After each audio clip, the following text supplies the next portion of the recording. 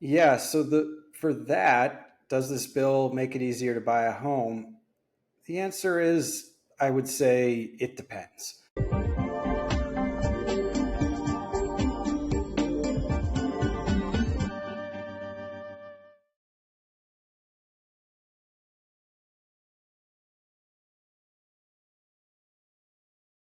Hello, and welcome to this episode of Let Me Ask You This, brought to you by the California Association of Realtors. My name is Matt Roberts. I'm the CAR Federal and Local Government Affairs Director. And joining me as always is my colleague, Mike Falk. And Mike, this week we want to talk about the One Big Beautiful Bill. Hmm. It passed a few weeks ago. Yeah, People have had time now to digest it, go through it. I think some And people might have even had an opportunity to read the whole thing by now. yeah, I think the bill impacts so many different people, so many different ways. There's a lot of feelings, pros, cons, and what we want to do is really just look at the question of how the bill impacts California real estate. Hmm. The other provisions we don't want to dig into, they're not real estate related. We know that people are passionate. So, yeah, Mike, people have had a chance to read through the bill now. Obviously, it impacts everyone across the country in different ways. There's a lot of feeling about it. People are very passionate. But what we really want to focus on this episode is just how is the bill going to impact real estate, specifically California real estate. Hmm. And so, with that, let me just ask you, will the bill make it easier for people to buy a home in California? Yeah, so the for that, does this bill make it easier to buy a home? The answer is I would say it depends. We can, it, Okay. we there are a couple of provisions in there that might help, and there are a couple of provisions that you know we don't love. But let's start with the So good. it's a So mixed bag. yeah, it's a mixed bag. All right, let's dig into this bag. What's in Yeah. there? So the good thing in the bag is that the SALT deduction, state and local tax deduction, has been increased to $40,000, subject to some income, requirements. But that is a big deal, especially for California, where state taxes are fairly high, and to be able to deduct up to $40,000 of that, I think can put hundreds of dollars back in folks' pockets a month. And if you're saving to buy a home, or if you're about to buy a home and you're about to get a large property tax bill, that's a real benefit. It is. And I think if you look at like just the basic or average home buyer in California, the median Hmm. price home in California is over 900,000, right? Yes, Okay. So the property taxes alone puts you at $10,000 or about more, 10. Yeah, really. You were already at the $10,000 cap right. just with property taxes before you even got to deduct your income taxes here in Right. California. So increasing the SALT to $40,000, to your point, is going to put hundreds of dollars a month back into home buyers' pockets, and that really does make an impact on affordability. So that clearly Yeah. is a positive. Um, I think what stood out to me, though, Congress gives, Congress taketh. Unfortunately, on the mortgage interest deduction, Yes. they kept it at $750,000, the cap, and made it uh, made it permanent at Yes. 750, which was unfortunate because prior to 2017, the cap was $1 million, and so what kind of impact does that have? Well, as you said, I mean, we have median prices over $900,000. So there are going to be a lot of folks in California today, tomorrow, and in the future that are going to be taking out fairly sizable loans to buy their homes.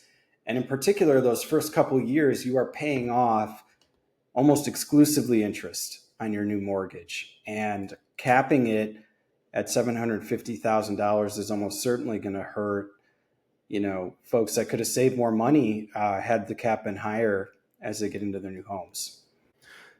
Yeah, Mike, when I was looking at the bill, one of the things that certainly is beneficial is they're maintaining the tax brackets where they are. They were scheduled for a rate increase at the end of the year. Right. Keeping them where they are certainly is going to help homeowners and home buyers by not having a tax increase, correct? Yeah. So a lot of this bill basically just enshrines a lot of the tax cuts from the 2017 Tax Cuts and Job Act. So for a lot of Americans on the tax front, things are going to stay about the same. There aren't going to be too many surprises from this bill. Yeah.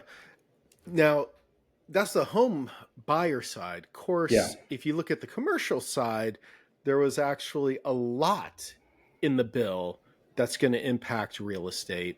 And so let me ask you, what stood out to you as far as being something that will actually move the needle on real estate, but maybe not home ownership? Well, they expanded the LIHTC program, low income housing tax credits, and made it a little bit easier to utilize that to build affordable housing. For home ownership, that's maybe a little tangential because a lot of that's going to be affordable rental housing.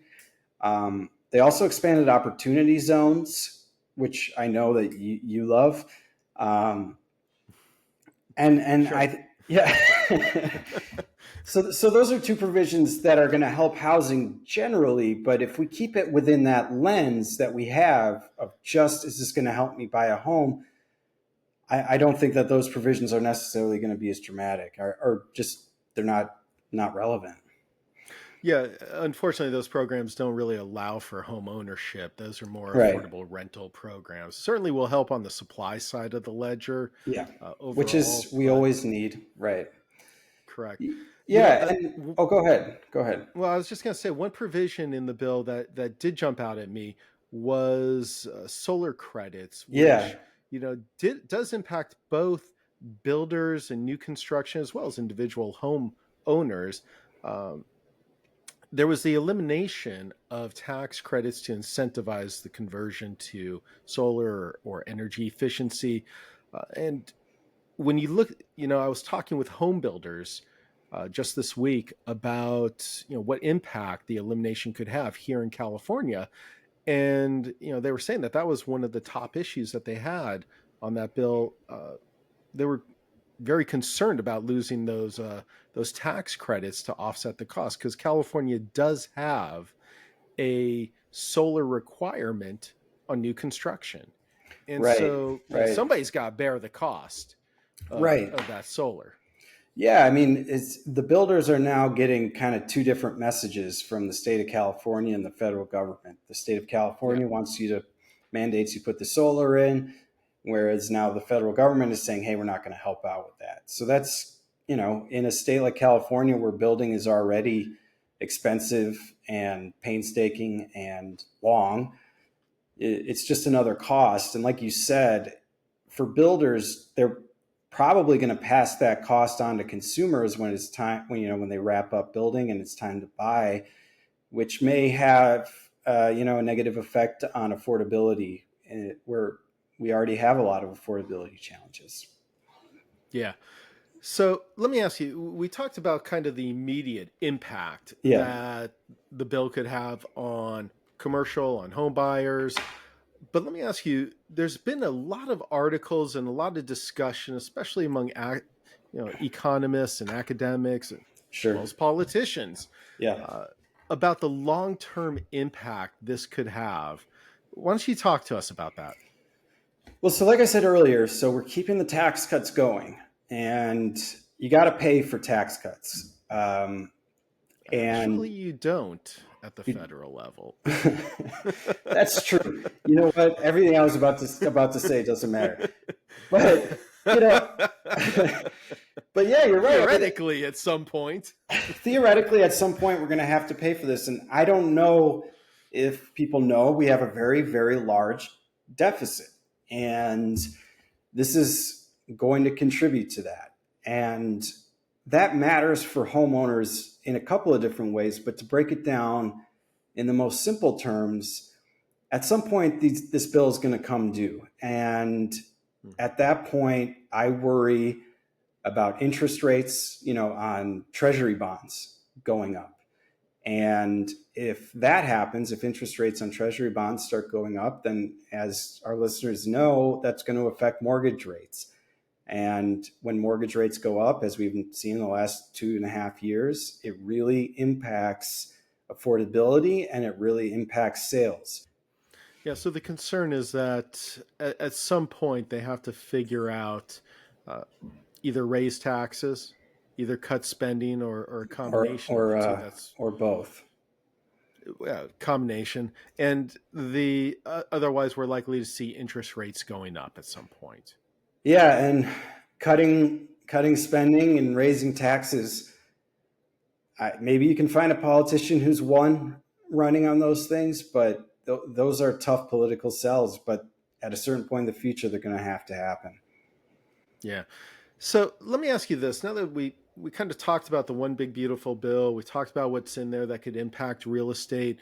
Obviously, the housing market in California, as well as nationally, is struggling. Affordability, supply. Looking forward, what do you think that next step has to be? Well, I would look in our own backyard for a little bit of inspiration. We've relaxed a lot of aspects of CEQA that will make it easier to build in California. And the affordability, which was really big. Yeah, no, I mean, that's a really big deal. That was like one of those things we put on all our slides and every presentation I've done in the last 3 years, like, you got to reform CEQA, and we're doing it. And it's going to make it easier to build. And as you know, the affordability crisis here is in part because there's just not enough supply, and the rest of the country is already starting to reckon with that. I think to your point, we really need Congress to really start to focus in whatever piece of legislation they pass next, to hopefully focus on the home ownership component. Yeah, and I think that's one thing that stood out to me about the big beautiful bill is just that didn't seem to be the top priority. For this particular piece of legislation. Yeah, and obviously, like, supply isn't suddenly booming. No. Insurance is becoming more costly. Interest rates are staying high. So there really is that need for Congress to take action. Yeah. So hopefully the next bill that comes down the road can focus on that home ownership component. Yeah. All right. Well, thank you for joining us. Hopefully you enjoyed this. Maybe you agreed with us, maybe you disagreed with us, but hopefully we gave you some stuff to think about. And we'll talk to you and see you on the next episode of Let Me Ask You This. Bye. Thanks.